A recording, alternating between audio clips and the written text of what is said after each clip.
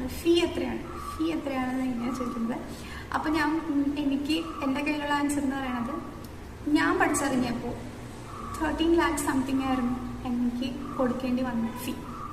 ഞാനിപ്പോൾ നിഫ്റ്റ് ഗ്രാജുവേറ്റാണ്, ഞാൻ കഴിഞ്ഞ് പഠിച്ചു. അപ്പോൾ 2019 to 2023 ബാച്ചായിരുന്നു ഞാൻ. അതുകൊണ്ട് ആ സമയത്തുള്ള ഫീ അല്ല ഇപ്പോൾ.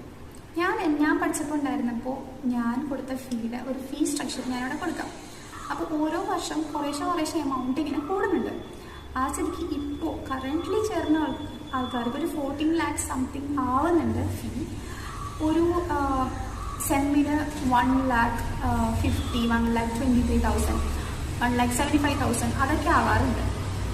അപ്പോൾ അങ്ങനെയൊക്കെയാണ് ഒരു ഫീയുടെ സ്ട്രക്ചേഴ്സ്. അപ്പോൾ കൃത്യമായിട്ട് എനിക്ക് പറയാൻ പറ്റാത്തതെന്ന് പറഞ്ഞാൽ, കറക്റ്റ് ഇനി ഇപ്പോൾ വരാൻ പോകുന്ന